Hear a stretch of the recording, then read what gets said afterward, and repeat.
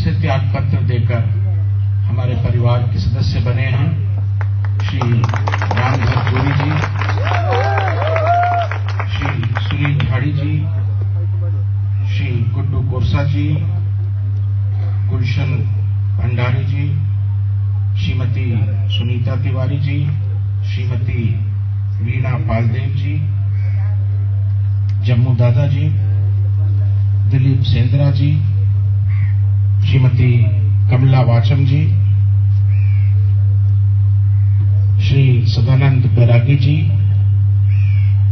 शिवैया कुडेम जी, झाड़ी संतोष जी, कुडेम सुरेश जी, परके दुर्गैया जी, और यहाँ बहुत समय बाद आया हूं भोपालपट्टनम में।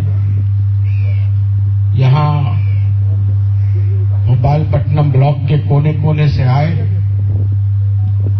मेरे परिवार के, मैं आप लोगों को पार्टी के कार्यकर्ता के रूप में नहीं देखता, क्योंकि मेरे पिताजी अजीत जोगी जी और भोपालपट्टनम के बीच में जो रिश्ता था वो पार्टी वाला रिश्ता नहीं था, वो परिवार का रिश्ता था। इसलिए यहां उपस्थित सभी मेरे वरिष्ठ जनों, मेरी माताओं, मेरी बहनों,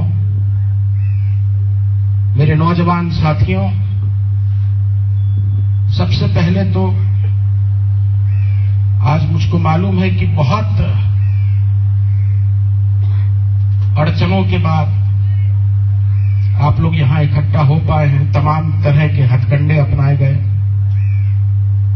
हमारी गाड़ियों को रोक दिया, हमारे साथियों को आने से रोक दिया। उसके बावजूद आज आप लोग इतनी बड़ी संख्या में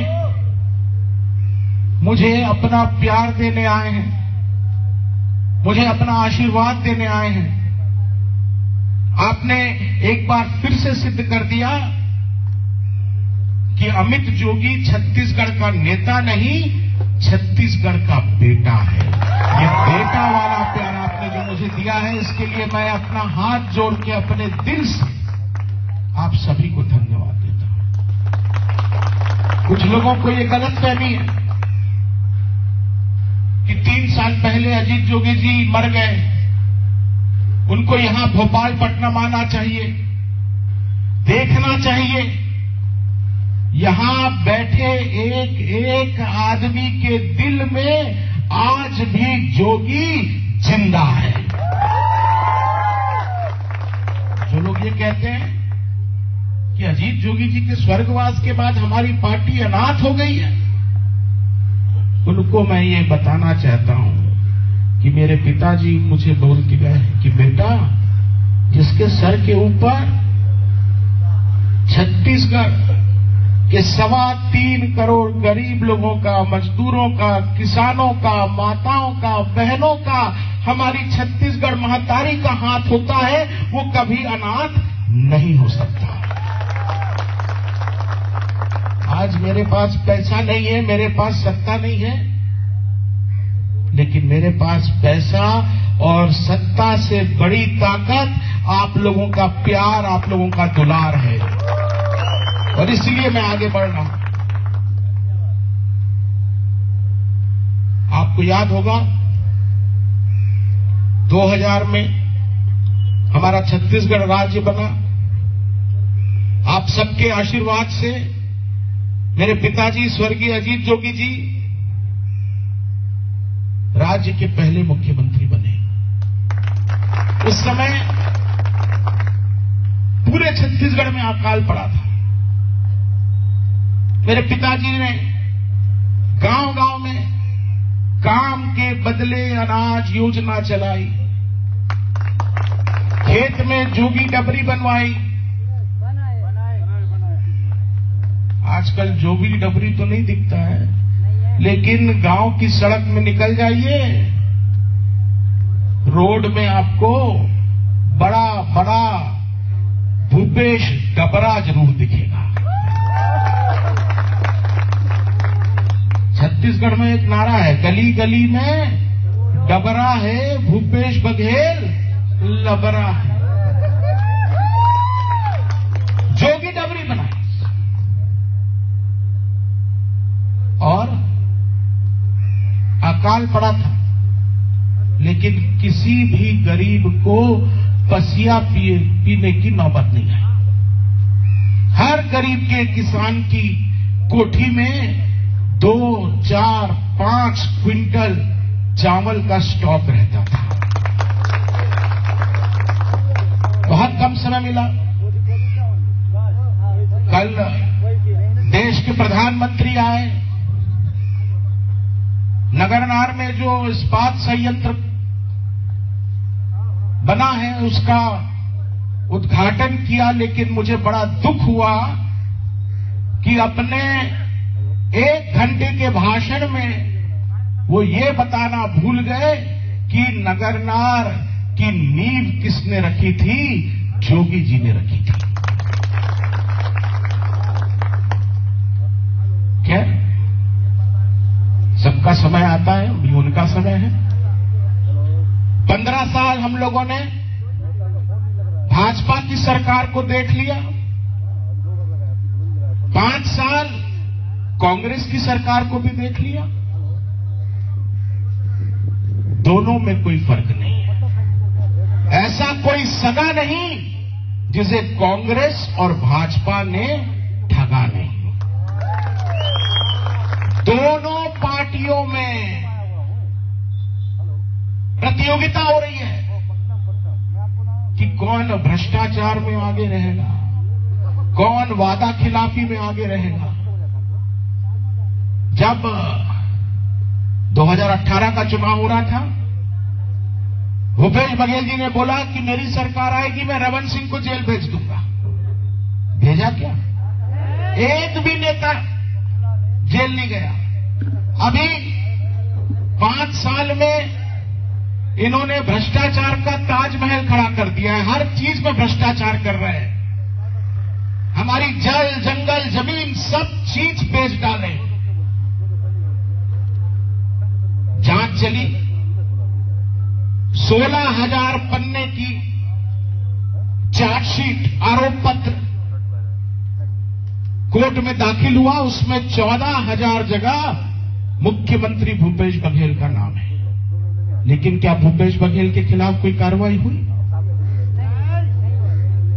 इन दोनों में चोर चोर मौसेरे भाई वाला रिश्ता है। दिन में तकरार और रात को प्यार, और इनकी संतान भ्रष्टाचार। ये पति पत्नी वाला रिश्ता है। मैं आपको बताना चाहता हूं कि 2000 में, सन 2000 में जब हमारा छत्तीसगढ़ राज्य बना, तब प्रदेश में प्रति व्यक्ति आय सबकी 90,000 रुपया थी। प्रदेश को बने 23 साल हो गया, 90,000 से वो अब 1,17,000 रुपया हो गई है। मतलब 23 साल में 27,000 रुपया हम लोगों की आय बढ़ी है। और पड़ोस में कौन सा राज्य है? तेलंगाना राज्य है। तेलंगाना राज्य कब बना? 2014 में। हमारे से 14 साल बाद 2014 में वहां पर भी जो प्रति व्यक्ति आए थे 90,000 थे। आज क्या हो गई है? 9 साल में वहां प्रति व्यक्ति आय 3.5 लाख रुपया हो गई है। 9 साल में 3 गुना, और यहां 23 साल में मात्र 27,000 रुपया बढ़ा। फर्क क्या है तेलंगाना में और छत्तीसगढ़ में? क्या फर्क है? एक ही फर्क है कि जब से तेलंगाना बना है वहां पर किसकी सरकार चल रही है? वहां ना तो कांग्रेस की सरकार है, ना तो भाजपा की सरकार है। वहां उनके क्षेत्रीय दल की सरकार चल रही है। क्षेत्रीय दल और राष्ट्रीय दल में केवल एक फर्क है, जहां कांग्रेस का हाईकमान कहां है, कांग्रेस का आला कमान कहां है, उनके बड़े नेता कहां हैं? दिल्ली में। बीजेपी के बड़े नेता कहां हैं? दिल्ली में।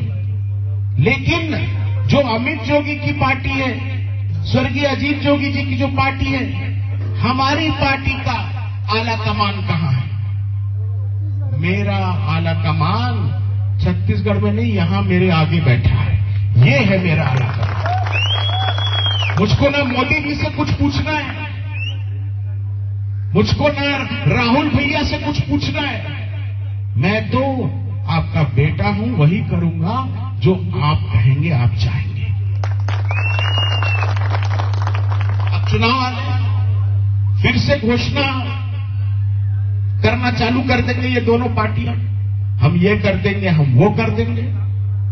अरे 2018 में बोले थे कि गरीबों को हर महीने कितने रुपया पेंशन मिलेगा?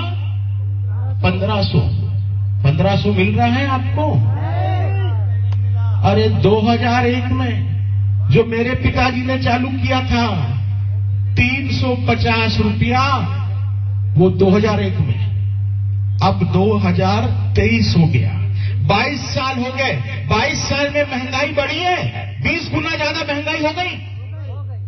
लेकिन जो गरीब है उसकी पेंशन 10 के 10, 350। यहां से कितनी दूर है भाई? Telangana border, Bhadrakali 35 kilometre. 35 kilometre दूर आप चले जाइए, वहां पूछिए कितनी पेंशन मिल रही है? 3016 रुपया दे रहे हैं, और यहां पर 350। और वो भी कई महीने हो जाते हैं, आता है नहीं आता है। नौजवानों को बोला कि सबको नौकरी मिल जाएगी। मैं पटना में इतनी दूर रायपुर से आया हूं ये जानने की किन किन को नौकरी मिल गई। यहां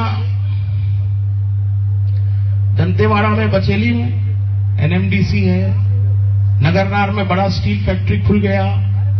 बस्तर के कितने लोगों को वहां नौकरी में रखा है?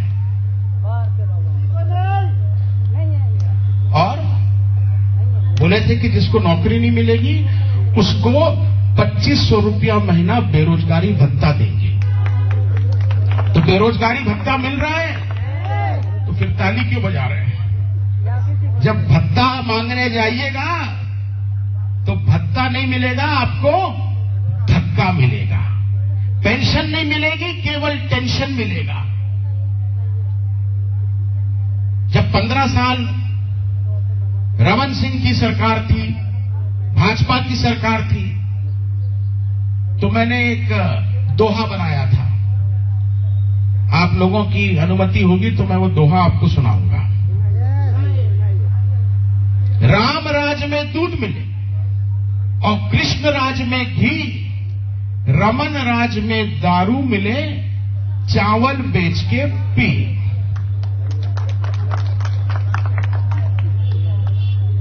चाउर वाले बाबा बोलते थे, बन गए दारू वाले बाबा। और अब 5 साल इनका हो गया। 5 साल में 2 साल कोरोना काल चला। कोरोना काल में सारी दुकानें बंद, सारे दफ्तर बंद, सारे स्कूल बंद, सारे कॉलेज बंद। लेकिन इनकी सरकार में एक चीज खुली रही, और वो क्या थी? दारू की दुकान। तो ये 5 साल में बन गए दारू वाले काका। दारू वाले बाबा तो रमन सिंह, ये दारू वाले काका, दारू वाले चाचा। तो ये दारू वाले बाबा और दारू वाले चाचा केवल उन्होंने बोला कि विकास की गंगा बहाएंगे। विकास की गंगा नहीं बहाई, दारू की गंगा बहाई। ये जो 5 साल है भूपेश बघेल के, इस पर मैंने एक नया दोहा बनाया है कि राम राज में दूध मिले और कृष्ण राज में घी, भूपेश राज में दारू मिले, गोबर बेच के पी। यही फर्क है, पहले चावल बेच के अब गोबर बेच के। क्या कहते हैं छत्तीसगढ़ी में नारा दिया है कि छत्तीसगढ़ के 4 चिन्हारी, नरवा गरवा गुरुआ बारी, लेकिन जो हमारी सबसे बड़ी समस्या है, सबसे बड़ी बीमारी है बेरोजगारी, उसके बारे में एक शब्द तक नहीं बोलते। और भ्रष्टाचार के बारे में मैं क्या बताऊं। अभी कुछ ही दिन पहले 18 तारीख, इसी महीने की 18 तारीख को ना, बिहान कब मॉर्चरी का हुआ था उद्घाटन? हाँ वही कब, अभी हाल फिलहाल मॉर्चरी का उद्घाटन करके गए और मुझको कुछ पत्रकार साथी फोटो दिखा रहे थे। वहां लाश है, लाश को चूहा खा रहा है। ये हालत है पूरे छत्तीसगढ़ को, हमारी जमीन को, हमारी खदान को, हमारे जंगल को, हमारी इस धरती को, इसमें जो लोहा है, इसमें जो कोयला है, सोना है, हीरा है, सबको बेचने का काम इन्होंने किया है। अब हम लोगों को जागने का समय आ गया है। घोषणा पत्र में मत जाइएगा। मैं कोई घोषणा पत्र लेके नहीं आया हूं आप लोगों के बीच। मैं कोर्ट गया और कोर्ट में ये 100 रुपये के स्टैम्प पेपर पर मैंने अपना शपथ पत्र, अपना एफिडेविट बनाया है।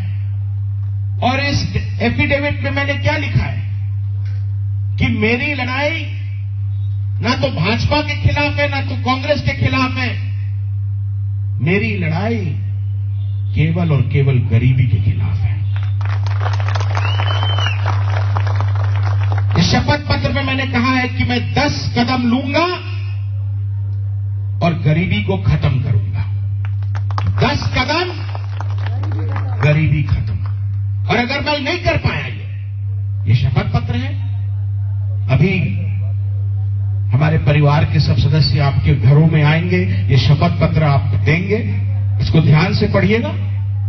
अगर इसमें लिखी ये 10 बातें मैंने पूरी नहीं करी तो आपको ये अधिकार है, मुझको आप कोर्ट में खड़ा कर सकते हो, मेरे खिलाफ मुकदमा चला सकते हो, मुझको 2 साल तक के लिए जेल भिजवा सकते हो।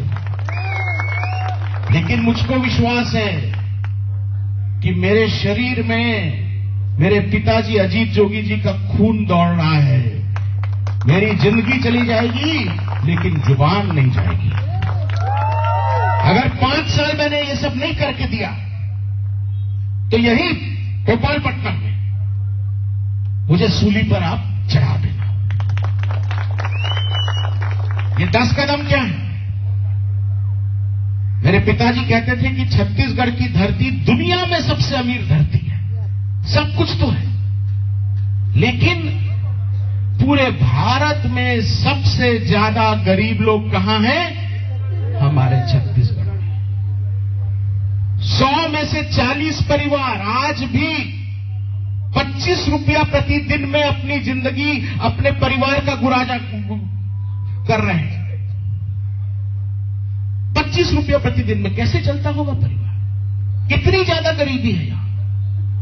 तो पहली चीज गरीबी को खत्म करना है। मेरा जो पहला कदम है, छत्तीसगढ़ में जितने भी आदिवासी परिवार हैं, अनुसूचित जाति, पिछड़ा वर्ग परिवार, जो आर्थिक रूप से कमजोर